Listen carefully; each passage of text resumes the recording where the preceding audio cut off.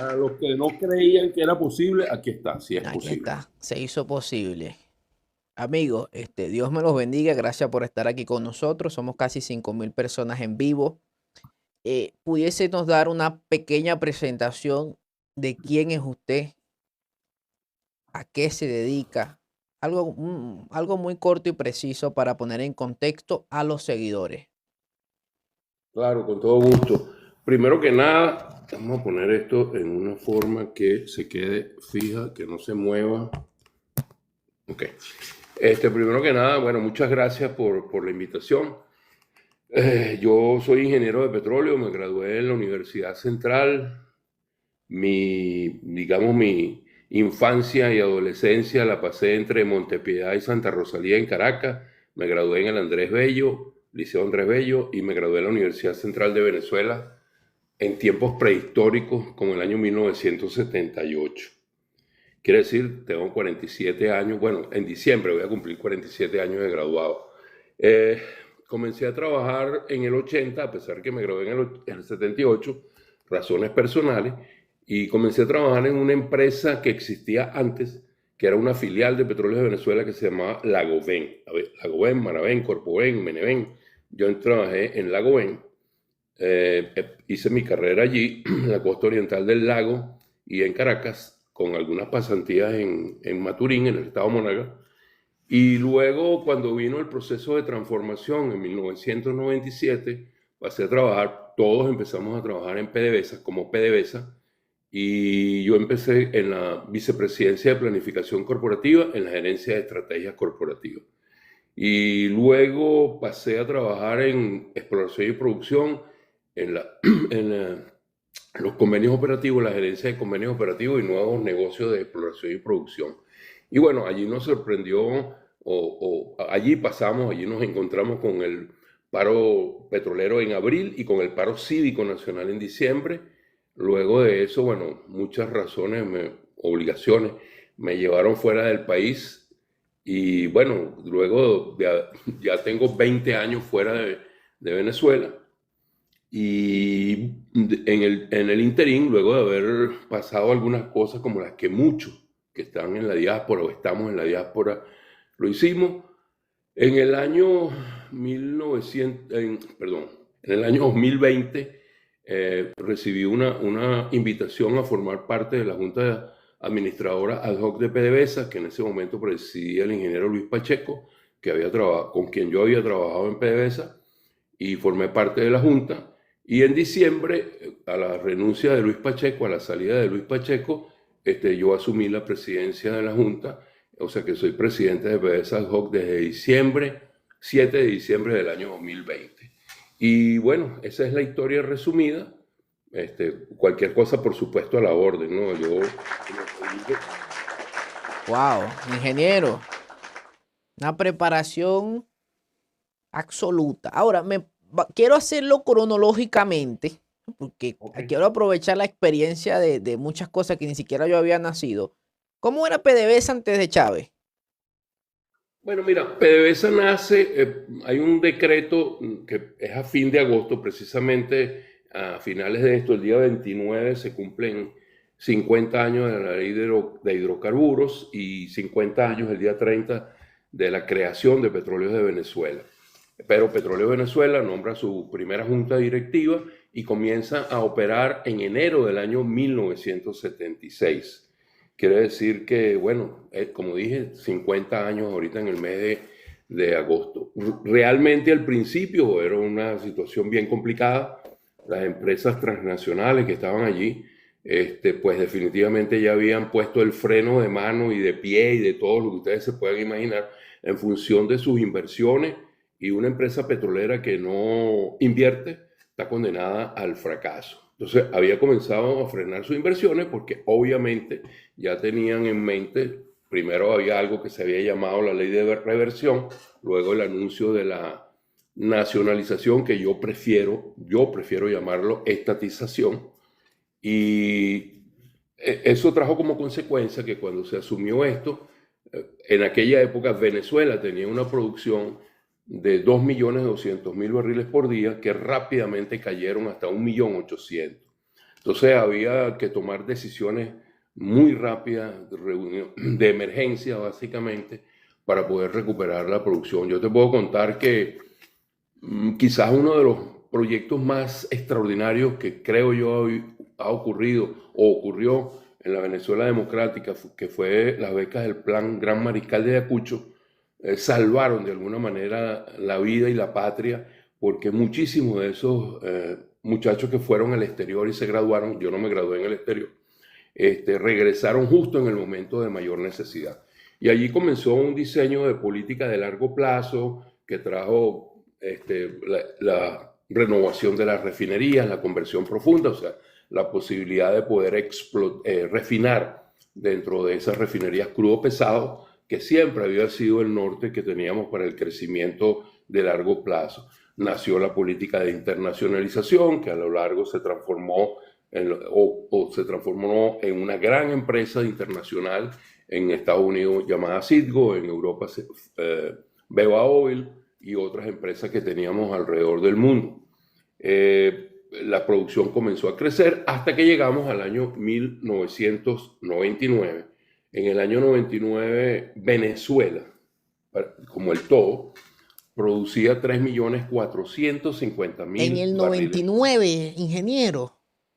3.450.000. ¿Usted qué cargo ocupaba en ese momento? En el 99 ya yo estaba en la vicepresidencia de planificación corporativa de PDVSA, haciendo los planes de negocios y buscando las nuevas oportunidades. Pero quiero resaltar algo, permíteme, te puedo decir kilómetros, ¿no? Kilómetro, adelante. Eso es.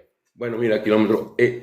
La verdad, de esos 3.450.000 barriles, PDVSA solo PDVSA, producía 2.850.000 barriles con su propio esfuerzo.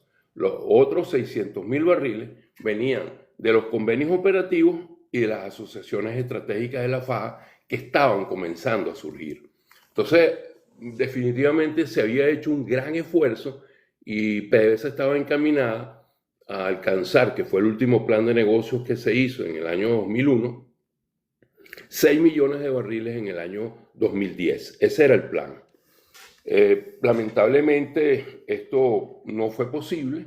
Hubo el cambio de gobierno en Venezuela, luego de las elecciones el 2 de febrero del 99 cambió el gobierno y creo que cambiaron muchas políticas, cambiaron muchas cuestiones.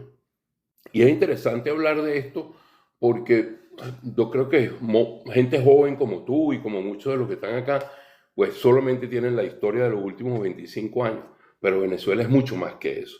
La historia de PDVSA son 50 años y la historia del petróleo en Venezuela tiene 120 años, 125 años. Entonces, es otra cosa de la cual se ha procurado borrar del mapa esa historia y yo creo que es bueno tratar de rescatarla, sin entrar en muchos detalles porque abruman, y yo lo entiendo. Pero creo que Venezuela toda su vida ha tenido esa tradición y creo que en el paso del tiempo, el hecho de que habían presidentes, hubo presidentes en el país, que el que no sabía de petróleo no tenía vida y la verdad eso ocurrió. Yo creo que es muy importante que tengamos esa idea y pensando un poquito en el futuro, eso es una de mis intenciones con este intercambio, y me pongo a la orden para cualquier otro, es porque yo creo que los jóvenes son la llave fundamental, la palanca fundamental de cualquier pensamiento de futuro que nosotros tengamos.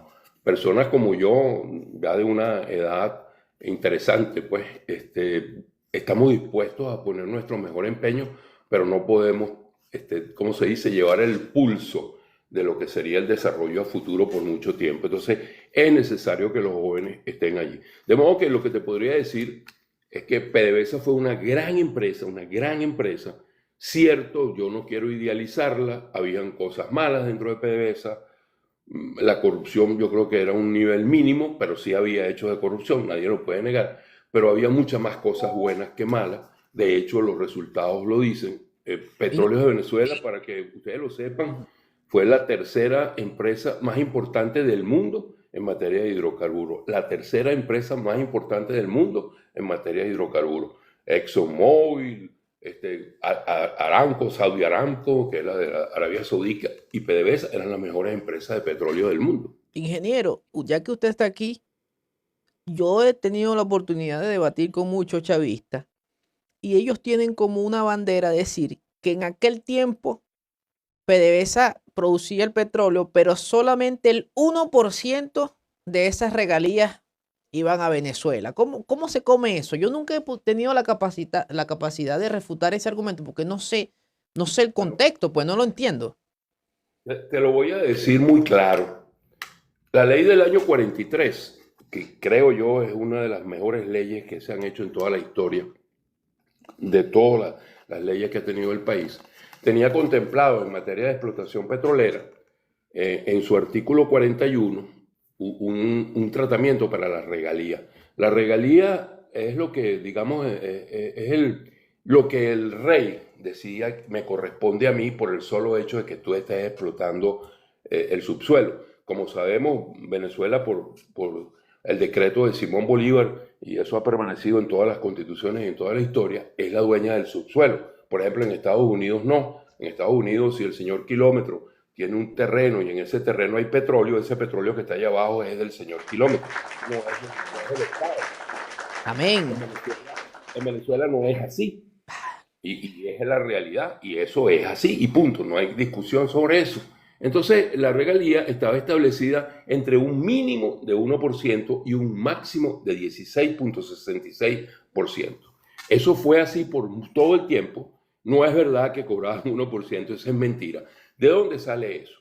Eso sale de que en el año 1989, con la llegada de Carlos Andrés Pérez en su segundo gobierno y el ministro Celestino Armas, que era el ministro de Minas y Hidrocarburos en ese momento, se abre la posibilidad para que empresas privadas comiencen a trabajar con PDVSA, que son los convenios operativos que mencioné hace unos minutos. Se hizo la primera ronda de convenios operativos. Esa primera ronda de convenios operativos, solamente hubo un solo campo, desde el punto de vista de crudo, había otro campo que era para gas, pero el campo de crudo era un campo que se llamaba Monagas Sur. La historia no miente, ahí está. Monagas Sur era 3 campos, Uracoa, Bombal y Tucupita, que pertenecían a la empresa Lagoen, en la cual yo trabajé, y en ese momento todavía estaba en Lagoen. Era el campo que se iba a entregar, que se iba a ceder como un convenio operativo. ¿Qué consistía el convenio operativo? Que un privado iba a explotar ese campo, se le iba a pagar un fee por la operación, se le iban a reconocer sus inversiones y el crudo lo vendía la empresa. En este caso era Lagoen, PDVSA. Entonces, sucedió que cuando se hicieron las evaluaciones económicas, y te lo puedo decir con toda certeza y lo debato con quien sea, porque fui yo el que le propuso, la verdad fue esa, al presidente de Lagoen en ese momento, Julius Trincuna. Yo le dije, doctor Trincuna, usted no puede firmar este convenio, porque este convenio da pérdida para la empresa Lagoen. Permite que PDVSA se mantenga en el cero y que el Estado gane. Es verdad, el Estado gana, sí, cierto, pero Lagoen es la empresa que usted preside. Si usted firma un contrato donde la empresa pierde, yo no creo que eso sea así. ¿Cuál es la solución? La solución que le dije es la reducción temporal de la regalía, porque la ley lo permitía hasta el 1%. La regalía, si alguien la quiere ver como impuesto, que no lo es, pero si lo quiere ver como impuesto, es muy regresivo. ¿En qué consiste? Quiere decir que cuando tú produces, por cada 100 barriles, tú tienes que darle 16.66 al Estado. Se lo das en especie o se lo das en dinero. Pero tú no sabes cuánto te cuesta, no importa lo que a ti te cueste. 16.66 es mío por el Estado, por ser Estado. Y eso es muy regresivo y no permitía que las inversiones se hicieran. Y definitivamente hubo la necesidad de que el Estado, a través del ministro y a través de la autorización del presidente, dijeran, bueno, vamos a reducir temporalmente a 1% la regalía, de modo que se hagan las inversiones, se comience el desarrollo del campo y una vez que el desarrollo del campo se vaya creciendo, pues la regalía va aumentando porque había una curva que lo permitía. Y al final la regalía llegó a 16.66% otra vez. ¿Qué año? ¿Y qué pasó? Eso fue en el año 89, el campo se llama Monaga Sur y en el 90 comenzaron una empresa que se llama Benton y una empresa venezolana de construcción que se llamaba Winkler. O sea, había una inclusión de las empresas venezolanas de capital venezolano que operaban en el país, que no eran petroleras, incursionaron en el negocio petrolero. Y ese campo que se estimaba que podía producir más o menos unos 20.000, 25.000 barriles de un crudo de 16 grados API, llegó a producir 40.000 barriles de ese crudo. Si no se hubiese reducido la regalía, como lo establecía la ley, nunca se hubiese podido producir eso. ¿Qué ocurrió? Bueno, luego que el campo se hizo productivo y se hizo interesante y daba dinero, se aumentó nuevamente la regalía como estaba previsto. Eso también ocurrió en los primeros campos de la faja, Petrosuata, el que operaba ConocoPhillips, que fue expropiado. Bueno, allí también hubo una reducción, no hasta el 1, hasta el 9%, porque era lo que permitía que se hicieran las inversiones. Luego, por supuesto, fue muy exitosa la operación, se hicieron innovaciones muy interesantes desde el punto de vista de la perforación, se empezó a perforar pozos horizontales, que era algo novedoso en aquel momento, hoy en día es muy común, y el campo comenzó a producir. De hecho, o sea, la faja con todas las limitaciones en el 2004, sin que el gobierno de Hugo Chávez, el primer gobierno de Hugo Chávez, bueno, el segundo, porque si contamos que en el 2000 hubo la reforma y volvió a dar las elecciones, pusiese nada, ni hiciese nada, eso ya estaba caminando.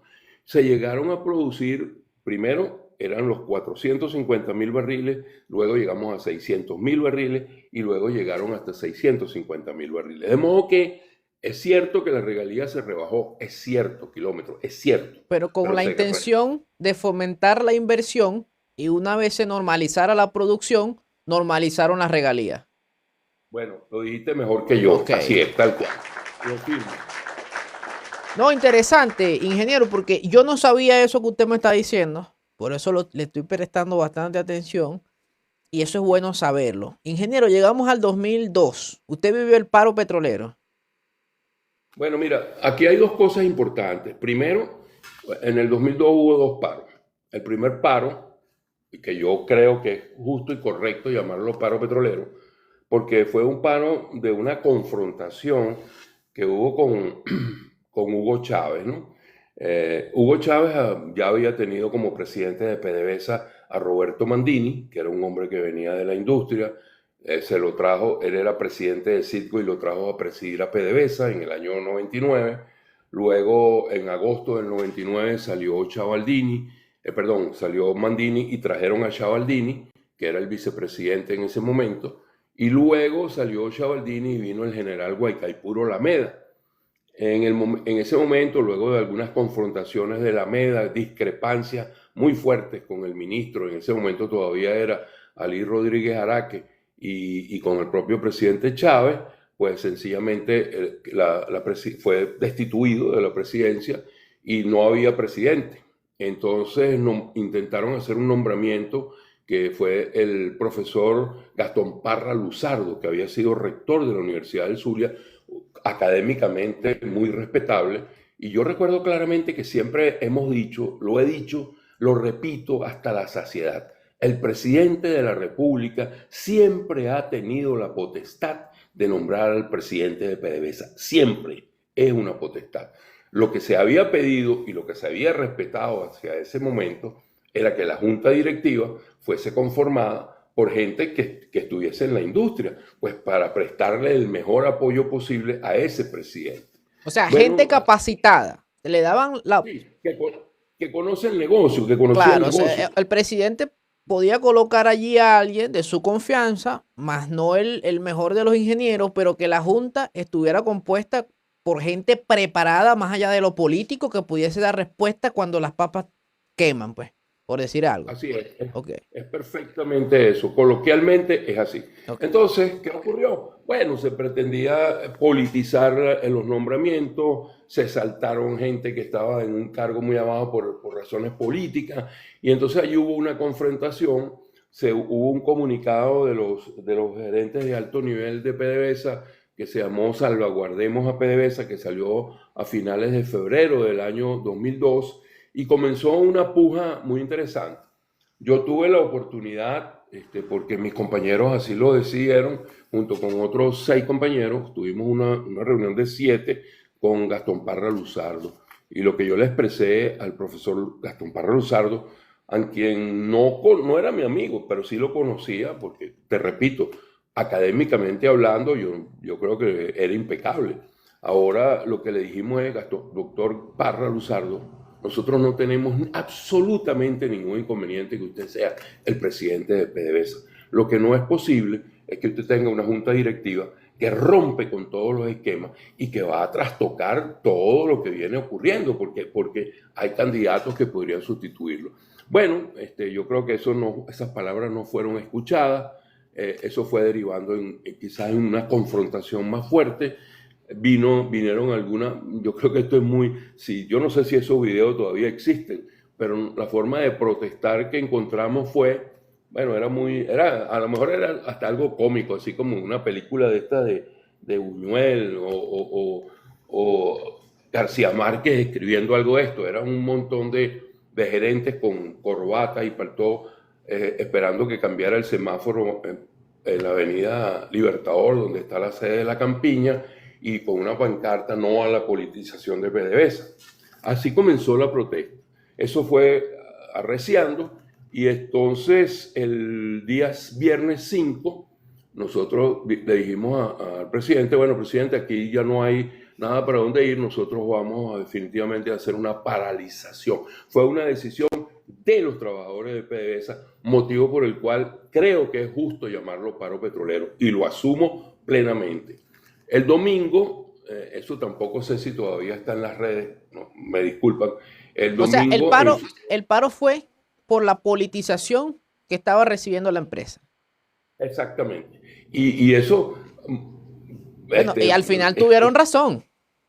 Claro, porque al final esto es lo que ha llevado a donde hemos estado, ¿no? Entonces, recuerdo ese domingo 7 de abril, para ser muy preciso, fue el día en que su programa Aló Presidente, ese era un programa que tenía Chávez todos los domingos, sacó un pito y empezó a nombrar a 7 de nosotros. Yo estaba en esa lista con otros 6 compañeros.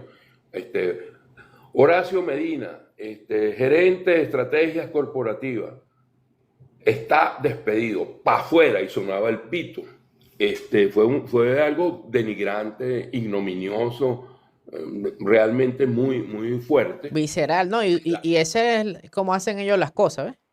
Al final. Sí, y entonces, bueno, hay una protesta generalizada de lo que uno puede decir, aunque Luis Michelena dijo que no sabía cómo se comía eso, de la sociedad civil y muchas organizaciones políticas, y la CTV y Fede Cámara decidieron apoyar a PDVSA, a los trabajadores de PDVSA, y llamaron también a un paro el día martes 9, y terminó esto en lo que fue el 11 de abril.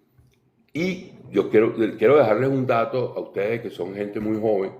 El 11 de abril, en horas de la mañana, muy temprano en la mañana, nosotros recibimos la información de que Gastón Parra Luzardo y los directores que en ese momento estaban allí fueron y le presentaron la renuncia colectiva a Hugo Chávez.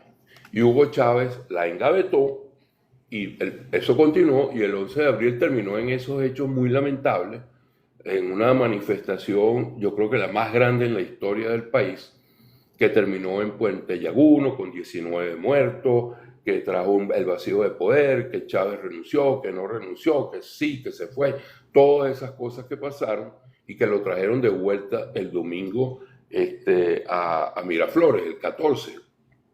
Y recuerdo, tampoco sé si está todavía por allí, que con un crucifijo y de rodillas, él pidió perdón. Esto no va a suceder, yo los llamo. Y efectivamente, el día lunes nos reunimos en la vicepresidencia, y el vicepresidente era Diosdado Cabello, y allí fuimos retornados los que votó, los 7, y le presentamos una opción de 18 posibles directores para que escogiera 7. Y él se guardaba el nombramiento del presidente. El nombramiento del presidente ocurrió unos días después, y nombraron a Ali Rodríguez Araque, que en ese momento era secretario general de la OPEP. Y entonces era Ali Rodríguez Araque y 7, digamos, la gente usa esta palabra, a mí no me gusta mucho usarla, pero bueno, meritocráticos, que venían de la meritocracia, del Es que tiene crecimiento. que ser, ingeniero, en esos puestos tan importantes. No es como es ahora, que los que más repitan y obedezcan están allí. Ahí tienen que estar la Claro, persona no, calificada con el conocimiento, los estudios y los títulos que le den mérito para estar en puestos tan importantes como es dirigir una petrolera.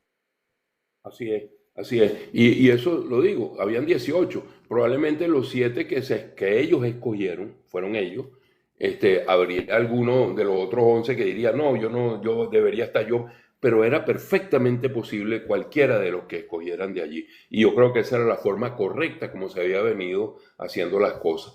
Luego, y para terminar, de explicarte lo que es, dónde viene el asunto, mi punto para separar lo que es una cosa de la otra, Ali Rodríguez Araque, a quien yo ya conocía, y con quien me reuní 3 o 4 veces, para ser más preciso, 4 veces, en el lapso hasta el mes de noviembre. Bueno, comenzó a traer militares a PDVSA, allí sí hubo una militarización Ujú. interna, comenzó la politización de una manera más discreta.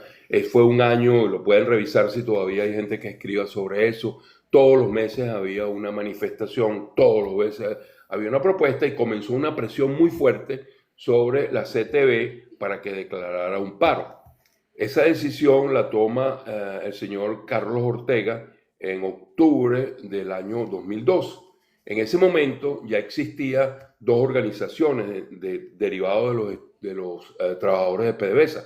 Una era Gente del Petróleo y otra era UNAPETROL. Gente del Petróleo era el contacto con la sociedad civil, con las organizaciones, digamos con el mundo político, y UNAPETROL se dedicaba a la parte de la defensa de los trabajadores y de sus derechos y el contacto con los sindicatos. Yo asumí la presidencia de UNAPETROL y te lo digo muy sinceramente, Kilómetro, lo tuve que pensar por 3 días porque es muy difícil pedirle a una mentalidad ingeniero que ha gerenciado, asumir un puesto de sindical porque los propios compañeros de uno lo veían así, bueno, esto es una locura, pero no era tan locura, fue una cuestión que yo tomé mi propia decisión luego que me postularon, yo dije, yo lo acepto, y bueno, era UNAPETROL. Y tanto UNAPETROL como PDVSA dijeron, la Junta, perdón, como Gente del Petróleo, dijeron, mira, cada quien va a tomar su propia decisión, UNAPETROL va a defender si hay retaliación contra los trabajadores, UNAPETROL asume la defensa de los trabajadores. Y bueno, eso fue ocurriendo. Y yo les quiero dejar aquí algo que yo tengo pensado escribir algún día. Yo no sé si será un libro, una memoria, una biografía. No sé cómo se va a Oye, pero llamar eso. ingeniero, déjeme decirle que tiene buena memoria, yo, porque usted da los datos, o no. Gracias, gracias. Este, lo tengo muy presente y quiero decir algo. O sea, yo me reuní, como te dije, 4 veces con Ali Rodríguez Araque. La cuarta vez fue antes, justamente antes de que hubiese la declaración final del paro cívico nacional. Quiero hacer mucho énfasis en esto, paro cívico nacional, porque ese paro fue convocado por la CTV, por Fede Cámaras y por partidos políticos y lo convocaron para el lunes 2 de diciembre del año 2002.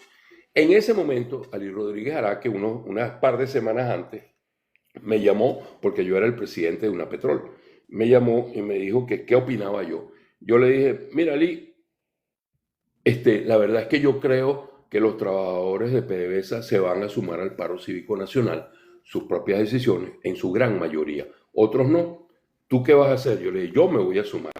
Entonces me dijo, bueno, esto es un error. Yo le dije, bueno, pero es que el error ha sido que llevamos 6 meses, que tú tienes aquí 7 meses, de una incertidumbre total, de una presión, de una represión, de intervención de teléfono, de correo, creando un clima que no era el adecuado. Tenían un espionaje Entonces, allí en la empresa. efectivamente, mis correos están, no solo los míos, ¿no? Lo de muchos compañeros. Lo digo por mí porque yo puedo hablar por mí mismo, pero muchos compañeros también fueron intervenidos en sus teléfonos, intervenidos en sus correos, y uno se daba cuenta y uno sabía porque uno es medianamente inteligente. Entonces, al final del día me dijo lo siguiente, y esto quiero que les quede muy claro. Él me dijo, bueno, mira, A nosotros nos ha costado mucho trabajo tomar el poder. Y si la sangre tiene que correr, la sangre correrá. Fue la última vez que yo hablé con Ali Rodríguez Araque. Él tenía un bastón, él se apoyó en su bastón, se puso de pie y me extendió la mano. Yo le di la mano, yo le dije, bueno, ya veremos. Efectivamente, el día 2 de enero, de diciembre, disculpa, 2 de diciembre del año 2002, comenzó el paro cívico nacional, CTBF de Cámara, entonces comenzó también la represión. A los trabajadores de PDVSA no se les permitía entrar. Yo hice la prueba. Yo estaba cambiado de la campiña a Chuao. En Chuao estaba el edificio de exploración y producción de PDVSA. Traté de entrar el día miércoles en la mañana muy temprano y me prohibieron la entrada. Y en los portones, en las áreas operacionales, prohibían la entrada. En las zonas técnicas prohibían la entrada. O sea, era un deliberado propósito de convertir lo que era un paro cívico en un paro petrolero, porque ahí estaba el elemento de fuerza. Y efectivamente, con el paso de los días, esto se convirtió en un paro que empezaron a decir propiamente desde el gobierno, porque les interesaba para crear la coartada de que esto era un paro petrolero y el paro era de verdad un paro cívico nacional.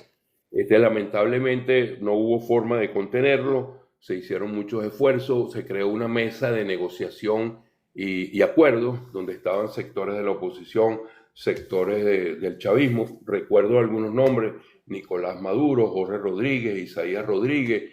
En el otro lado estaba Américo Martín, estaba Eduardo Lápiz, estaba Manuel Cova, que era el secretario general de la CTV, y bueno, y otros, ¿no? Y no fue posible llegar a ningún acuerdo. Hubo una mediación de aquel momento de César Gaviria, secretario general de la OEA, y bueno, finalmente la cosa fue evolucionó y comenzaron los despidos. A mí me despidieron por segunda vez el 13 de diciembre del año 2002, igual que otros 7 compañeros, y luego a partir de enero vino el despido masivo, que terminaron siendo despedidos 20.000 trabajadores de PDVSA y 3.000 de una empresa que prestaba servicios de apoyo tecnológico y de lo que hoy se llamaría inteligencia artificial, si lo quiere ver de esta manera, que se llamaba Intesa. Entonces fueron 23.000 despidos que ocurrieron, sin duda alguna, algo increíble. Y allí comienza el fin de lo que era la empresa PDVSA. ¿Cuánto estaba produciendo PDVSA antes de eso? En el año 2002 habíamos bajado a 3.100.000, estábamos en 3.450 en el año 99, se había bajado a 3.100, pero el precio del crudo ya comenzaba a repuntar de una manera importante, pero de una manera importante. Entonces, dejar caer la producción era un sinsentido, pero uno no termina de entender por qué. Luego, por supuesto, luego de que fue ese despido masivo, la producción cayó a niveles muy bajos, hubo una recuperación. Al cabo de un año más o menos, la producción estaba en 2.400.000 y allí se quedó por un tiempo, en más o menos alrededor de 2.400.000. Y eso se desaprovechó la gran oportunidad de Venezuela.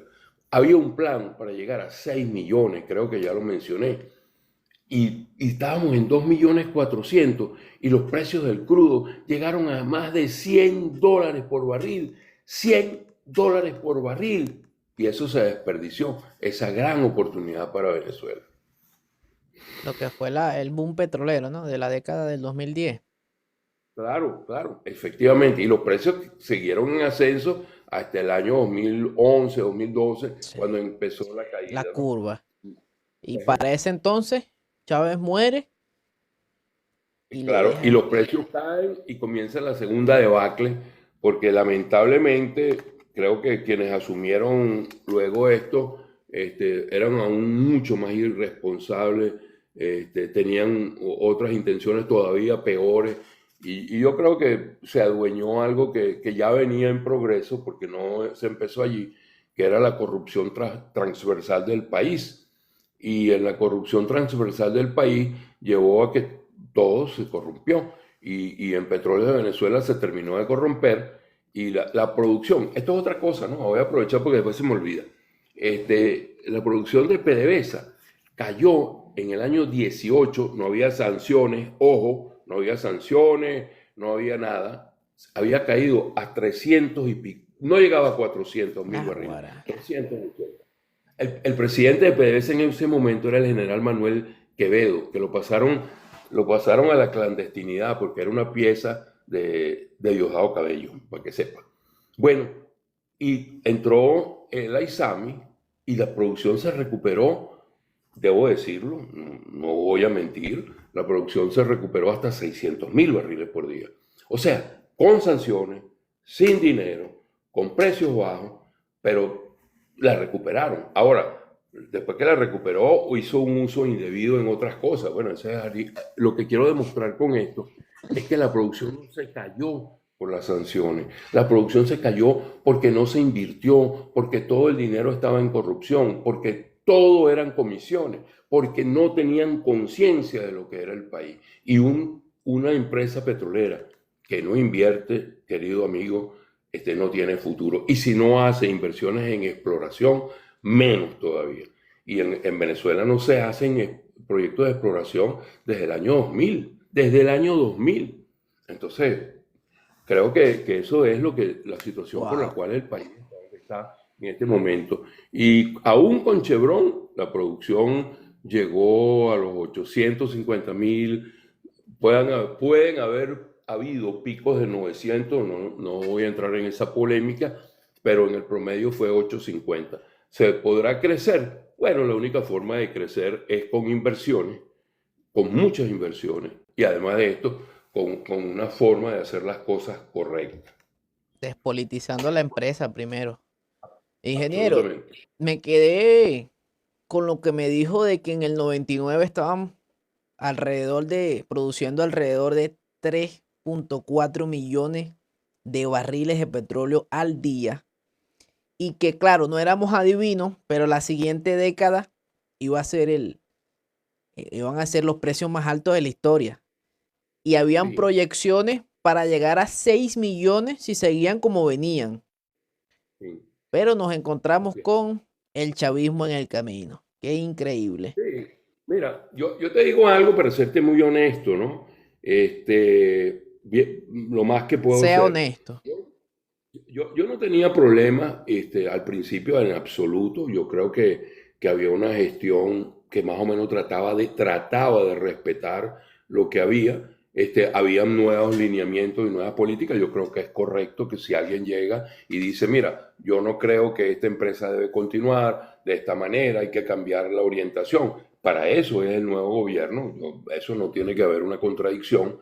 Lo que ocurre es que cuando tú te pones en el deliberado propósito de capturar, de tomar a la empresa para poderla utilizar para unos fines que no son los correctos, que eran unos fines ideológicos, y para politizar la geopolítica que se desarrolló con el petróleo venezolano en Argentina, La en Brasil, regaladera de petróleo, eso tiene nombre y apellido. Regaladera absolutamente. de petróleo. Absolutamente. Yo te puedo decir que cuando se firmó el convenio en el año 2000, que lo firmó Hugo Chávez y Fidel Castro en Caracas, fue la vez que hubo la primera y única, bueno, no sé si única, creo que sí, la primera reunión de presidentes de los países de OPEP, o Organización de Países Exportadores de Petróleo, se hizo en Caracas, Venezuela. Y en el marco de esa reunión, se firmó el convenio de Caracas, que era el convenio que le permitía enviar a Cuba 54.000 barriles diarios de crudo y combustible. Y eso tenía unas reglas y unas normas muy, muy interesantes, porque el 50% se pagaba en efectivo, en cash, o con una carta de crédito que es equivalente. Y el otro 50% se financiaba a 17 años al 1,5% anual. O sea, pero una regalía, pero bueno, eso lo firmó el presidente, que en ese momento era el presidente legítimo del país, punto. O sea, había que acatar. ¿Qué fue lo que pasó? Es que la gente tiene que entender. ¿Qué fue lo que pasó? Bueno, cuando llegó el primer barco a buscar el crudo y el combustible, porque había crudo para las plantas de generación termoeléctrica, básicamente full oil, y buscaban también gasolina y diésel. Llegó el primer barco, ¿dónde está la carta de crédito? No hay carta de crédito. Bueno, pero si no hay carta de crédito, ¿cómo vas a pagar el 50%? ¿Tienes dinero? ¿Dónde está? No está. Bueno, vamos a hacer una excepción y vamos a pasar esto por una vez a cuentas por cobrar. Viene el segundo barco y pasa lo mismo. Hay una llamada al ministro y el ministro, que era Ali Rodríguez Araque, dice, bueno, tengo que convocar a la asamblea de accionistas. La asamblea de accionistas es uno solo. El representante de la asamblea de accionistas es el ministro, o era en ese momento, el ministro es el representante. Bueno, y entonces ya la reuní y la asamblea decide que le entreguen el crudo y el combustible y que eso pasa a cuenta por cobrar. Y de ahí en adelante, bueno, se generó una problemática. Yo creo que esa fue la chispa que encendió el asunto interno, la salida de Guaycaipuro Alameda y todas estas cosas. Y definitivamente de ahí en adelante, que yo sepa, jamás ni el combustible ni el crudo que ha ido a Cuba ha sido pagado. Jamás. Jamás. Entonces, llegó un momento que se enviaban, por si acaso, para que lo anoten por ahí también, 104.000 barriles diarios. Madre mía. Para que lo anoten. Entonces, esto no es gratis. O sea, hay un antecedente, hay una cantidad de historia. Yo, sin embargo, todavía pienso que hay oportunidades para todos y por eso yo creo que los jóvenes deben meterse un poco más en esto. Olvídense la opinión de muchos de nosotros. Aquí no va a haber un cambio. Yo estoy de acuerdo con que ocurra, pero no va a haber un cambio para energías alternativas y esto en los próximos 30 o 35 años. Eso no va a ocurrir. Por más tecnología que haya, todas las proyecciones te dicen que el petróleo y el gas van a seguir ocupando un papel preponderante. Ahora bien, cada día se nos acorta más la posibilidad de crecer nuevamente en Venezuela. Se nos acaba el tiempo. Se nos acaba el tiempo. Entonces, ¿y esto quién lo puede hacer? Bueno, como te dije anteriormente, muchos de nosotros, algunos más jóvenes que yo, estamos dispuestos a poner nuestro empeño, nuestra ayuda, nuestra experiencia para que eso ocurra. Pero necesitamos a los jóvenes. Si no hay jóvenes que se incorporen, no va a ocurrir. Yo todavía creo que sí va a ocurrir, que hay jóvenes que van a estar y que esto va a ser posible. Yo no sé si es que yo lo creo o necesito creerlo, pero en todo caso estoy ganado. Amén, lo creemos, ingeniero. Ingeniero, luego de todo esto, llega el gobierno interino y aquí yo le soy sincero, yo no sé bien qué pasó allí, porque después del gobierno interino, PDVSA se divide, la que está dentro y la que está afuera. ¿Cómo fue ese proceso? Si nos pudiera contar allí resumido para entenderlo nosotros, que realmente yo lo vi como joven, como venezolano estando en Venezuela, por lo que decían las noticias, pero nunca llegué a saber qué fue lo que pasó realmente. Ok, voy a tratar de explicarlo lo más claro posible. Okay. Primero, en el momento, hay unas elecciones que se hacen en mayo del año 2018 que están fuera de la Constitución, que no fueron convocadas por el CNE, bueno, que fueron írritas. Tan es así que los países de la Unión Europea, que siempre han sido más laxos, más condescendientes, desconocieron a Maduro y le dijeron: usted no es el presidente legítimo, usted tiene que hacer elecciones en diciembre y que sean convocadas por el CNE. Si no, usted no va a ser reconocido. Obviamente no hubo esas elecciones, llegó el 10 de enero del año 2019, y bueno, a la hora del nombramiento, él se nombró, yo soy el presidente, y quedó para la Unión Europea, para los Estados Unidos, Canadá y otros tantos países. Bueno, sencillamente no había presidente en Venezuela. Luego de una interpretación inédita en la historia, se dice, bueno, ¿quién va a ocupar el puesto? El puesto lo puede ocupar el presidente de la Asamblea Nacional, y el presidente de la Asamblea Nacional va a ocupar este puesto por 30 días y va a haber convocadas elecciones y todo esto, unas nuevas elecciones. Obviamente, en ese momento le había correspondido la presidencia de la Asamblea, que era rotativa, ya la habían ocupado Acción Democrática, UNT y Primero Justicia, le tocaba Voluntad Popular y el señor Guaidó era militante, o es todavía, eso no lo sé, pero era en ese momento militante de Voluntad Popular y asumía la presidencia. Obviamente le tocó la responsabilidad y pueden haber habido que si no se nombró, que si se juramentó, pero era el presidente de la Asamblea Nacional. Los Estados Unidos reconocen a Juan Guaidó, muchos países de la Unión Europea lo reconocen como el presidente legítimo, el interino, presidente interino, interinato, iba a decir, pero me trae la lengua, el presidente interino, y entonces, bueno, en ese momento hay unas razones importantes. Primero, que se pensaba que efectivamente se iba a lograr un proceso de transición, que se iban a poder hacer elecciones y que iba a haber un cambio en Venezuela. En ese momento dijeron, bueno, mira, ¿qué tenemos que hacer? Proteger los activos. ¿Cuáles son los activos más importantes? Un dinero, un oro que estaba en Londres y se nombra una junta administradora ad hoc del Banco Central. Ad hoc significa un ente transitorio para un fin determinado. No es un ente permanente ni es con amplias capacidades y objetivos, no. Es para algo muy preciso y muy claro. En el caso de PDVSA ad hoc, para la defensa de los activos de PDVSA en el exterior. Donde no había reconocimiento para Nicolás Maduro, había para el gobierno interino, por lo tanto había que tener un ente que se ocupara de esa situación. Y se nombra entonces la primera junta administradora ad hoc de PDVSA en marzo-abril del año 2019. ¿Y para qué? Bueno, para la defensa de los activos. ¿Los activos cuáles? Principalmente los de Citgo. En Europa todavía quedaba una refinería, pero allí no fue reconocido Juan Guaidó, no se podía intervenir. Hay unos activos en Paraguay que fue reconocido. Hay algunos activos que se están peleando todavía, digamos, peleando no a cuchillo, sino peleando bueno, sí a cuchillo, pero legalmente en Portugal, y algunos otros activos en el Caribe. Entonces, para eso se creó PDVSA ad hoc, para la protección de los activos de PDVSA en el exterior. Fundamentalmente, Citgo, que es el activo más importante. Y esa es la razón de ser. No, PDVSA ad hoc no es una empresa amplia. En su primera junta directiva administradora, se llama Junta Administradora Ad hoc de PDVSA. Estaba compuesta por 5, luego 7 y luego una extensión hasta 9. En ese momento es que yo entro en el año 2020 cuando hacen la extensión y finalmente hubo un nuevo recorte. Esas son decisiones que toma la Asamblea Nacional. Y en diciembre hay la propuesta a la salida del expresidente, del que era presidente en ese momento, sale y me proponen el cargo y yo lo acepto. La Asamblea Nacional lo confirma y a partir del 7 de diciembre yo soy el presidente de la Junta ad hoc de PDVSA. Y hasta este momento todavía es así. Pero esa es la razón fundamental. Ok. Como presidente,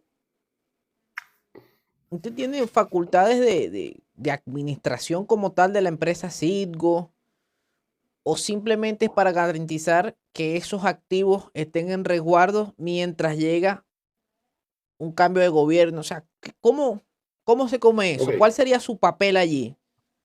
ok, fíjate. La Junta Administradora ad hoc de PDVSA tiene un contacto directo con lo que se llama la cadena corporativa. La cadena corporativa que existe desde, yo no sé, 30 años atrás más o menos, PDVSA Holding, que es la que tiene en su poder, en sus haberes, las acciones de Citgo.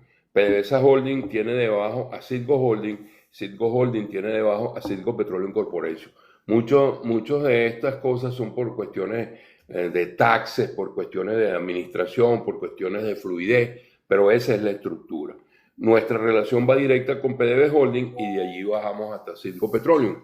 Citgo Petroleum tiene digamos, donde está el COO, el COO, o sea, lo que es el gerente general, el presidente de Citgo, el vicepresidente de Citgo y los vicepresidentes de refinación, de comercio, de finanzas, etcétera, etcétera, etcétera. No hay una relación directa, pero sí hay dos cosas importantes. Lo primero era evitar que en esa cadena corporativa y en Citgo pudiese ocurrir algo similar a lo que había ocurrido con la empresa Monómeros, ¿no? Que mucha gente confunde y generaliza y dice lo que le da la gana, ¿no? Pero no comprueba nada. Entonces, ese es un punto. Dos puntos. Que Citgo pudiese ser apoyada con toda la libertad que de quienes están allí puedan hacer el trabajo que saben hacer, porque están muchos de los mejores, sin duda alguna, que están al frente de la empresa y pudiesen llevar adelante algo muy importante.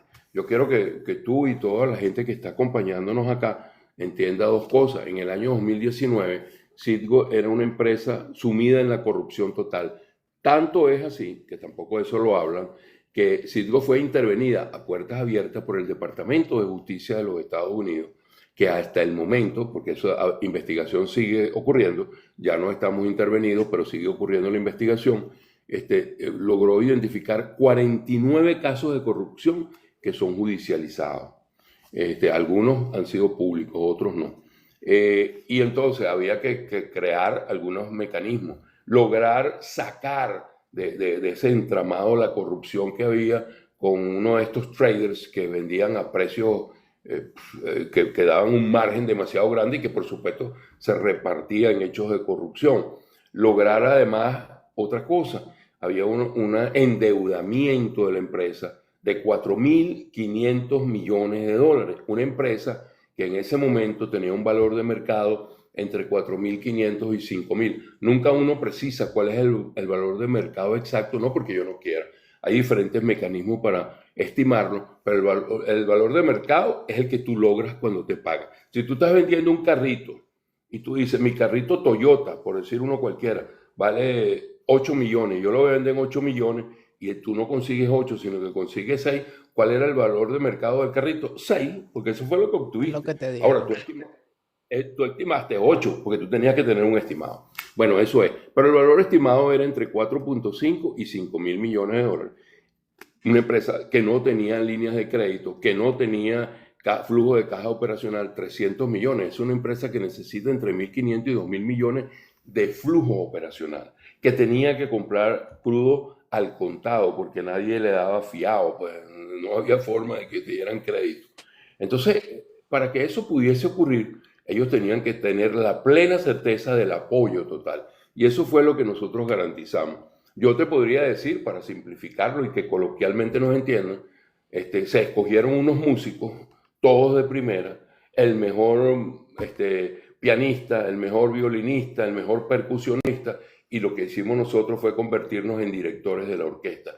Toquen lo que ustedes saben tocar y sigan el lineamiento que le estamos dando, que es este, y punto. No había intervención, ni la hay en las operaciones del día a día. El crecimiento, el factor de lo que ha ocurrido, una empresa que hoy día no existe ningún, de hecho, entre el 2019 y el 2025, para que se callen la boca, no existe ni una sola mínima acusación o sospecha de ningún hecho de corrupción. Y lo pueden comprobar con el Departamento de Justicia, el Departamento del Tesoro, el Departamento de Estado, con OFAC, con IRS o con SEC. Con cualquiera. No existe, porque no ha habido. Porque ese es uno de los nortes que nos hemos trazado. Es una empresa que hoy es capaz de refinar 830.000 barriles. Estoy hablando de 70.000 barriles más de lo que había sin haber hecho inversiones, porque no hay dinero para hacer inversiones.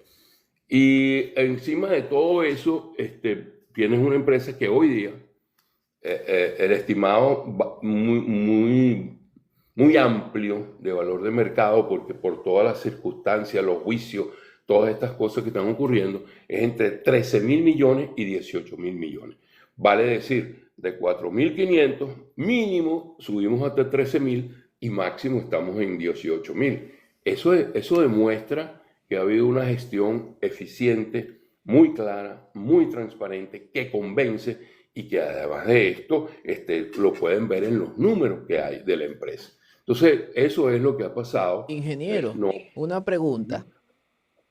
El dinero que produce esta refinería Citgo, que está en manos, no está en manos del chavismo, como usted lo ha explicado, ¿qué se hace con ese dinero? ¿A dónde va ese dinero? ¿Dónde está? Okay. Fíjate, primero que nada, un punto, ¿no? La razón de ser de la internacionalización de Citgo y de todas estas empresas no era la ganancia que dan las empresas de refinación. La refinación es la parte menos rentable del negocio petrolero, pero si no hay refinación, no hay negocio petrolero. ¿Qué quiero decir? Tú puedes producir crudo pesado, crudo mediano, pero tú no le echas crudo a los carros, tú le echas gasolina o le echas diésel. tú no puedes en una planta termoeléctrica meterle crudo toda la vida, porque pasa lo que pasa en Cuba, se lo corroen, tiene que desulfurar, tiene que hacer... En fin, tú necesitas la refinación. El margen de refinación puede ser muy bueno o muy malo dependiendo de los precios del crudo y los márgenes que existan entre cómo lo compras y a cuánto vendes la gasolina o el combustible, para generalizar. Entonces, Citgo todo el tiempo fue una empresa que en promedio tú puedes buscar históricamente una empresa que te daba 450 o 500 millones de dólares de ganancia anuales. Nada despreciable, nada malo. Oh, Pero es que bueno. la ganancia total, la ganancia grande estaba en que PDVSA tenía seguridad de colocación de sus crudos, sobre todo pesados, y que además de esto lo valoraba el precio de mercado. Entonces había una ganancia interesante y las refinerías básicamente se compraron con esos márgenes, con ese dinero. Nadie sacó dinero del bolsillo, era producto de la propia operación. Pues bien, llegamos al punto aquí para responder la pregunta, pero quería que ustedes tuvieran ese contexto. En los primeros años, entre el 19, el 20 y el 21, esta empresa, en el año 20 se perdió dinero, porque ustedes recordarán, fue la pandemia. O sea, en la pandemia los precios del crudo llegaron a cero. O sea, eso no existe, pero fue a cero. O sea, un precio mínimo. Muchas refinerías cerraron. En los Estados Unidos se perdieron 700.000 barriles de capacidad de refinación, que no es conchitas de ajo, es importante. Y Citgo logró sobrevivir. Luego tuvimos un freezing que paralizó completamente una de nuestras 3 refinerías, que originalmente teníamos 7 más 2 más en asociaciones, ¿no?, que fueron liquidadas antes del año 2019. Pues bien, de estas 3 refinerías, una se frizó, algo que no ocurre en Texas casi nunca, pero ocurrió esta vez. Y entonces esos años fueron muy malos. Luego vino la invasión de Ucrania por parte de Rusia y los diferenciales se dispararon, los precios aumentaron, se hizo muy rentable enviar combustibles a Europa y entonces fueron 2 años muy buenos que tuvo Citgo. Ese dinero se usó para 2 cosas. Primero, para pagar la deuda. Citgo prácticamente hoy no debe. De esos 4.500 millones, quedan 600 millones, que es más barato pagarlo el año que viene porque es un contrato a plazo que pagarlo ahora. Porque si lo pagas ahora, es increíble, pero así son los negocios aquí. Si tú quieres pagar ahora los 600 millones, tienes que pagarle un penalty al que te lo prestó. Ahora, si se lo pagas el año que viene, son 600 nada más. Entonces, bueno, se lo pagamos el año que viene. Ahora, Citgo tiene en la caja más o menos unos 3.000 millones de dólares luego de pagar esto, luego de crecer su flujo de caja operacional, que les mencioné que cuando llegamos cuando llegaron los que llegaron de primero, yo llegué después, eran 300 millones de dólares de flujo de caja. Hoy en día el flujo de caja operacional de Citgo es casi 2.000, el número óptimo que puede tener la empresa. Entonces, ese dinero está allí por una razón muy sencilla al kilómetro.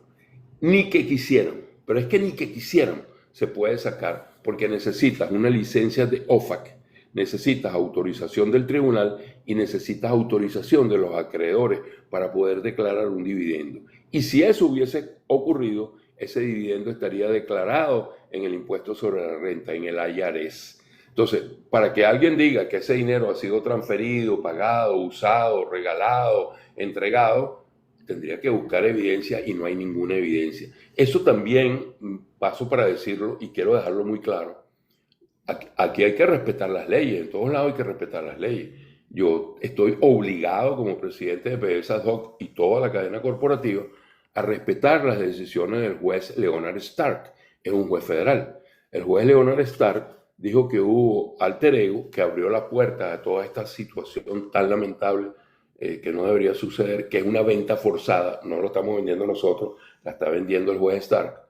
Y dijo eso porque dijo que nosotros le habíamos dado dinero a Juan Guaidó porque lo leyó, y ese fue su argumento, en unas notas de prensa, y porque hubo un testigo que dijo que eso era así. La pregunta que le hemos hecho siempre es, bueno, está bien, yo lo acato, pero no lo comparto, porque no existe tal evidencia, porque eso nunca ocurrió. ¿Dónde está la licencia de OFAC que autoriza eso? ¿Dónde están las trazas de esa salida? ¿Dónde están los acreedores? ¿Dónde está usted mismo? Que eso no ocurrió nunca. Pero bueno, no ha habido manera de que hayamos podido tener éxito en eso. Pero lo que te quiero decir, y para todos los venezolanos, se lo digo muy claramente, allí en este momento hay esa cantidad de dinero. Si tú le quitas a los 3.000, los 600 que debemos, son 2.500, 2.600 millones de dólares que estarían ahí en el momento que ocurra la transición, que yo creo que va a ocurrir. Yo Yo confío en también, eso. amén. Entonces ya el gobierno, ese nuevo gobierno en Venezuela, Citgo está en capacidad a través de PDVSA, o sea, porque ahí sí Porque ya, autoriza. ya prácticamente, por lo que usted ha dicho, ingeniero, y disculpe que lo interrumpa para resumir un poco, tomaron la empresa en 2019 con una deuda de 4.500 millones. 500. Esa deuda fue pagada casi en su totalidad, faltando solo 600 millones de dólares. La Correctísimo. empresa tenía una valorización de mercado aproximadamente de 5.000 millones. Hoy Correcto. ronda los 13.000 con un máximo de 18.000 millones de dólares. Correcto. Para poder sacar dinero de la empresa, como está en Estados Unidos, necesita un permiso de la OFAC y varios requisitos que se tienen que cumplir. Pero están en un juicio porque el juez alega que se sacaron fondos para dárselos a Juan Guaidó. ¿Cuál es el estado de ese juicio actualmente, hoy 6 de agosto? Bueno, fíjate, ahí ha habido un proceso de venta forzada que ya tenemos 2 años, 2 años y 2 meses, y todavía no ha terminado. Hay un juez auxiliar que primero decidió una cosa, luego decidió otra, y ahora hay una empresa que nosotros estamos cuestionando, y hay otras personas que también lo están haciendo, otras personas, quiero decir, otras empresas, otros entes, que es Gold Reserve, que hizo una oferta que a nuestro modo de ver las cosas es absurda, porque la oferta se basa en sus acreencias. A él le debe 1.000 millones, otro de los que conforma ese consorcio se llama Rusoro, que se le deben 600 y tantos, y hay otra empresa que se le deben 400 y tantos. Entonces ellos dicen, yo pongo mis acreencias, lo que a mí me deben, y endeudo a la empresa hasta por casi 4.000 y pico de millones, casi 4.300 millones, otra vez la misma deuda. Exacto, para poder quedarse con la empresa. Y nosotros seguimos en esa pelea, pero para contestarte concretamente tu pregunta, allí donde estamos, el día 18 de agosto, vale decir dentro de un par de semanas, hay una audiencia que llaman un hearing, donde el juez va a escuchar todas las objeciones, los comentarios que tengamos las partes de Venezuela. Aquí interactuamos PDV Holding, Citgo, PDV Holding, PDVSA y la República. La República son los abogados que están trabajando para la Asamblea Nacional y para el Consejo de Administración y Protección de Activos. Y vamos a esa audiencia el 18, es una audiencia estimada de 2 o 3 días, no sabemos, y el juez Stark podría decidir, pero lo más probable, pensamos nosotros racionalmente, que no va a decidir, sino se va a tomar un tiempo porque hay muchas objeciones. Eso significaría que, supongamos que aceleradamente tome una decisión una semana después, a finales de agosto. Hay otros casos que están andando en Nueva York, en los cuales hemos tenido éxito en algunos y un éxito interesante en otros, pero no se han decidido todavía. Pero si él toma la decisión, nosotros vamos al otro proceso, que es un proceso de apelación, porque vamos a apelar en todas las instancias que sean posibles hacerlo con la mayor determinación posible. ¿Qué pasa si perdemos Citgo, ingeniero? ¿Qué pasaría? Yo te diría, bueno, mira, dos cosas muy sencillas. Si perdemos a Citgo y no hay gobierno de transición, no pasa nada, porque igual Citgo estaba perdida en el año 2019 por ese endeudamiento brutal producto de las expropiaciones, de los impagos y de todos los desastres que hicieron desde el punto de vista de corrupción. Esa empresa ha sobrevivido por el esfuerzo que hicieron quienes tomaron la empresa al principio y quienes hemos mantenido esto por años después. Ahora, el objetivo que nosotros tenemos, la fuerza que nosotros le hemos puesto a esto, créeme, es porque lo primero es salvar a Venezuela. Si en Venezuela se produce el cambio, como yo creo, y tú acabas de decir que tú también, el cambio hacia un modelo de conducción político del país distinto, Cuando eso ocurra, Citgo es un papel fundamental y te lo paso para explicártelo muy rápido. Nosotros ya hemos trabajado por instrucciones, también lo aprovecho para decirlo, yo presento informaciones periódicas con bastante regularidad, tanto al Consejo de Administración y Protección de Activos como a la Asamblea Nacional, a la directiva que preside Inora Figuera. Estamos en contacto con el equipo del presidente Edmundo González Urrutia y con María Corina Machado de manera directa. Bueno, lo que quiero decir con esto, ya hemos hablado, y a petición de ellos, nosotros ya trabajamos, Citgo y PDVSA, trabajamos unos convenios, un acuerdo que va a permitir desde el día número 1 que el presidente Edmundo González Urrutia asuma, que él pueda decir, viene un barco en camino con gasolina, con diésel, con diluente y con jet kero para los aviones, y vamos a estabilizar el suministro de combustible en 60 días. Eso es un anuncio muy importante, porque de verdad es una de las fallas, pero además ya también incluimos a petición del equipo de María Corina el suministro de full oil. ¿Y para qué? Bueno, el full oil son para las plantas termoeléctricas. Eso va a funcionar con gas, pero al principio no existe el gas. Bueno, el gas existe, lo que hay es que arreglar un montón de cosas. Pero mientras que eso ocurre, hay que paliar la situación desde el punto de vista de la generación termoeléctrica en el país. Y eso se puede hacer con full oil. Bueno, pues también ya incluimos el full oil. Y lo otro, bueno, el nuevo gobierno va a poder contar con 2.500 millones de dólares de dividendos para empezar, que no resuelve el problema de ninguna manera. Pero ayuda, o sea, líder, ayuda. Entonces, eso es la importancia vital. Y creo, yo lo digo, lo he dicho, he discutido con algunos colegas que dicen, bueno, pero eso lo pudiéramos hacer con cualquiera. Yo le digo, bueno, sí, lo puede hacer con Chevron, lo puede hacer con Valero, con Marathon. Pero nada como lo suyo, ¿me entiendes? Efectivamente. Y te va a tardar 3 o 4 meses para llegar a un acuerdo. Aquí te estoy diciendo que el acuerdo ya está hecho y es a partir del primer día. Y además, como tú lo dices, tenemos la confianza de que nosotros somos el accionista, el único accionista que tiene Citgo. Pero un adicional, además, Citgo ahora ha desarrollado una capacidad que antes no tenía, que es la de comercializar crudo, comprar y vender crudo. Y eso es lo que también vamos a hacer.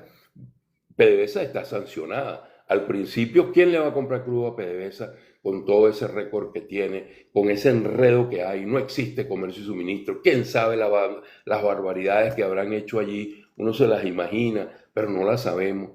Bueno, Citgo va a poder desde el primer día comenzar a vender crudo venezolano. Y eso es importantísimo desde el punto de vista claro, de un desahogo inmediato. Claro, y el nuevo gobierno puede contar entonces con unos ingresos que de otra manera no contaría. Entonces, esa es la razón por la cual le hemos puesto pasión, porque creemos que va a ocurrir el cambio. Si yo pensara en un momento determinado, no, vale, ya yo me rendí, esto no va, no estaría en esto, no estaría en esto. Estamos en esto porque creemos que va a ocurrir. Yo soy bien honesto. Y toda la vida, yo he sido un tipo muy optimista porque además yo soy de los tiburones de la Guaira, pero bueno, eso es colateral, ¿no? Pero yo creo que eso va a ocurrir y lo hago con la mejor certeza de que estamos en el camino, que estamos haciendo lo correcto. Ingeniero, siempre es un placer oír a personas que saben lo que están hablando, ¿ya? Y así como usted tiene la fe de que vamos a recuperar el país, y me parece curioso porque usted tiene una lucha diferente en proporción a la mía, porque la mía es mediática, la suya es más corporativa, pero todos nos vamos en un solo fin: recuperar el país, recuperar la institucionalidad, recuperar la economía. Y yo tengo fe, ingeniero, ¿ya?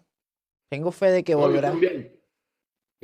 Créeme que sí. Y de paso, te reitero lo que te dije hace un rato. Si tú crees en el camino, que hay algún interés de quienes te siguen, de algún tema en particular en el cual yo pueda ser útil, avísame. Yo creo que vamos a tener que agendar para otro día para profundizar el tema de Chevron. ¿Qué le parece? ¿Cómo no? Con mucho gusto, lo podemos hacer. Conozco bastante bien ese tema. Cuando yo estaba en los convenios operativos, cuando fui gerente de convenios operativos y nuevos negocios de PDVSA, que ese fue el último cargo que tuve en la PDVSA Azul, yo tuve muchas negociaciones, habían 32 convenios operativos con empresas distintas, eran 28 empresas transnacionales y una de ellas era Chevron. O sea, conocemos bastante bien esto, hemos seguido todo lo de las licencias y bueno, cómo no, con mucho gusto, estamos a la orden. Una última pregunta que han estado escribiendo aquí los seguidores. Pregúntale lo del tema con que anexen a los 23.000 trabajadores a la venta de Citgo. ¿Cómo sería Ah, eso? ¿Qué ok. es eso? Mira, eso es un tema bastante escabroso, pero yo no voy a eludirlo porque no, a mí no me gusta eludir los temas. Yo lo que sí puedo decirte es que yo ni hablo con insultos ni agresiones. Ok, Yo digo lo siguiente, mira, yo fui presidente de un sindicato de trabajadores que teníamos inscritos de los 23.000 a 13.000 trabajadores. O sea, era un sindicato muy grande de 13.000. Nosotros hicimos todas las gestiones que se podían hacer, fuimos a la Organización Internacional del Trabajo. La Organización Internacional del Trabajo se pronunció en el año 2005, ahí está el caso de nosotros, en el 2249, y el pronunciamiento fue que nosotros teníamos razón y deberíamos ser reincorporados a la empresa. Y esa es la lucha que habíamos llevado desde siempre, nuestra reincorporación. Y entonces lo que estaba en discusión era si eran salarios caídos, si no había salarios caídos, si era esto, no lo otro, pero era la reincorporación y el pago de todo. Yo creo que sepan que a ninguno de nosotros ni nos pagaron las pensiones, el fideicomiso se lo robaron, no nos pagaron la caja de ahorro, ojo, que la caja de ahorro no es de nadie, sino de cada uno de los trabajadores, eso se lo robaron también, nunca nos lo pagaron. Eso es una lucha justa. Luego de eso, con una Petrol, continuamos trabajando y llegamos a hacer un gran intento de ir a la Corte Interamericana de los Derechos Humanos. Eh, y la verdad no fue posible lograrlo. Los costos eran muy elevados. Los abogados que tenían que hacer eso, porque eso no se puede hacer, eso no lo puedo hacer yo, que soy un ingeniero, ni siquiera un abogado que solo opera en Venezuela. Tiene que hacerlo un abogado que conozca de esos tratados y de todo ese entramado tan complicado. Era mucho dinero para poderlo pagar, casi $1.000.000. Y bueno, ahí llegó. ¿Qué hicimos adicional? Nos reunimos con la Asamblea Nacional en el 2015, una vez que que se gana la Asamblea Nacional en el 2015, y trabajamos con las comisiones en la Asamblea Nacional y hicimos un proyecto de ley, una Petrol, gente del petróleo y la Asamblea Nacional, las comisiones designadas, y para el tratamiento de los trabajadores. Y eso está sobre la base de una justicia transicional, de buscar un acuerdo, el mejor acuerdo posible para resarcir a los trabajadores. Ese está allí, pero además ya hubo una discusión profunda que tuvimos con la Comisión de Energía de la Asamblea, donde estaba el diputado Anías Mata, Luis Estefanelli y algunos otros, y esa ley, el proyecto de ley orgánica de hidrocarburos, tiene un artículo que contempla específicamente la resolución de esa problemática. Ahora bien, ¿qué es lo que se pretende hoy día? Bueno, mira, eso yo lo he dicho desde hace mucho tiempo. En primer lugar, no puedo opinar ampliamente sobre esto, porque quiera o no, yo tengo que cumplir como presidente de PDVSA ad hoc, que tiene un fin determinado, tengo que cumplir con las leyes federales. La ley federal dice que yo represento a un Estado extranjero en los Estados Unidos, por supuesto al Estado venezolano, a la República Bolivariana de Venezuela, en el nombre de PDVSA, pues para el tema de los activos. Y yo tengo que ser notificado de acuerdo como establece la ley federal. Y PDVSA no ha sido notificada. Eso es número uno. Segundo, el caso que hay dos casos, fueron dos demandas, una que hizo un grupo determinado y luego otra que se acaba de anexar que pretendía una demanda distinta, que era el alter ego de PDVSA sobre PDVSA ad hoc, el cual fue negado en Nueva York por el juez de primera instancia, el juez Rakoff, y entonces migraron a Delaware con eso. ¿Qué es lo que ocurre? ¿Por qué eso no tiene sentido? Son razones fundamentales y que no me atañen a mí, yo no soy el que lo resuelve. Quienes están inscritos como acreedores para la venta forzada, eso fue un proceso que se cerró en enero del año 2024. Se cerró en enero del año 2024. Entonces, tú no puedes pretender que en el mes de julio del año 2025 tú puedes entrar allí porque a ti te da la gana de entrar. Los acreedores se oponen, todos los acreedores se oponen y el juez hace cumplir la ley. Segundo, todos y cada uno de los acreedores, nos guste o no nos guste, todos tienen sentencias de tribunales. Crystalex tiene, ConocoPhillips tiene, Gold Reserve tiene, todos tienen. En este caso no hay ningún dictamen, no hay ningún juez en Venezuela que haya dado una sentencia sobre ese caso. Por lo tanto, el juez Stark no puede resolver un caso que tiene que ver con asuntos laborales en Venezuela, que tiene que resolverse en Venezuela, que no fue tampoco al CIADI y que no ha ido a ningún otro lugar. Entonces, él no puede resolverlo. Entonces, lo que se ha dicho es eso. Y tercero, para que tú puedas tener éxito en estas cosas, y lamento tener que decirlo así, tú necesitas abogados que conozcan las leyes de los Estados Unidos, el marco legal, el marco constitucional, cómo se mueve esto, cómo hay que hacer esto. Si tú no eres así, no vas a ninguna parte. Y quienes están haciendo esto, están haciéndolo pro se. Pro se dice por ellos mismos. Se están nombrando ellos mismos y están actuando para ellos. Ellos no pueden representar a nadie. Yo represento 23,000 trabajadores. No es verdad, porque tú no eres abogado en los Estados Unidos. Y eso hay que tenerlo muy claro. Entonces, eso es lo que hemos dicho. Hay un empeño en decir que somos nosotros, que nos oponemos. Es una decisión del juez Stark y de las normas y procedimientos que se establecieron para ver quiénes son los acreedores. Yo no puedo resolver eso, no tengo esa potestad. Eso lo tiene que resolver el juez Stark. Ahora, ¿por qué se quejan con nosotros? Quéjense con el juez Stark. Y lo otro, aprovecho para decírselo. ¿Dónde están las protestas que se hacen en Venezuela con la PDVSA de Maduro? Yo no he visto ninguna. No, a nosotros nos votaron por protestar, nos votaron por seguir protestando. Fuimos a varios tribunales, nos negaron, y llegamos a la Corte Suprema de Justicia y de negación de justicia nunca ¿cómo se dice? Se pronunciaron. Entonces, el esfuerzo se ha hecho, y por eso he dicho, y nos han criticado duramente, la solución para esto está en un cambio en el modelo político de conducción. Claro, porque yo me imagino que con un cambio de sistema de gobierno puede haber reivindicaciones a nivel de Estado, ¿no? Por esas personas.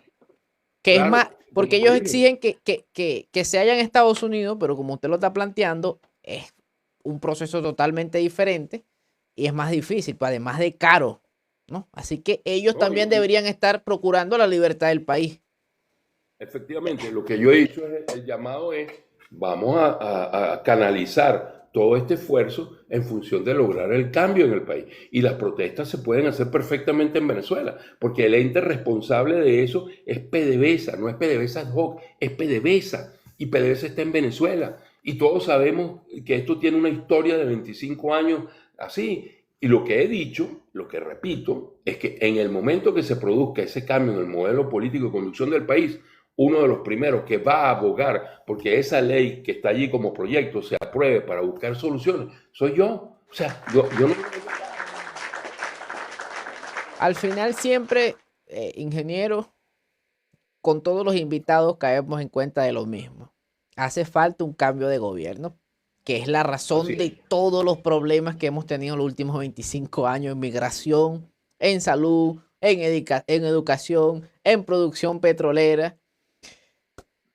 Ingeniero, así es. Ha sido un placer de verdad tenerlo aquí. Vamos a dejar para la semana que viene, vamos a coordinar para hablar netamente de Chevron, que hay muchas dudas y siempre es bueno escuchar a la gente que sabe.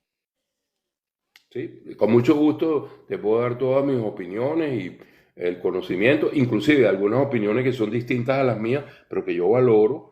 Pero que serían buenos para todos, pues, porque no necesariamente yo soy el dueño de la verdad, pero yo te puedo dar mi opinión, la argumento y te puedo decir, sin embargo, hay otras opiniones que piensan esto y esto, y bueno, cada quien entonces podrá tomar su mejor decisión, pues. Excelente.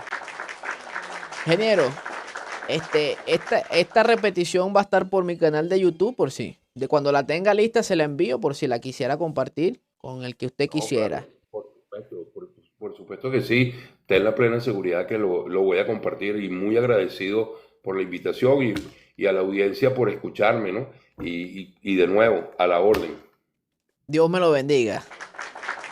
Gracias. Siempre son buenas las bendiciones.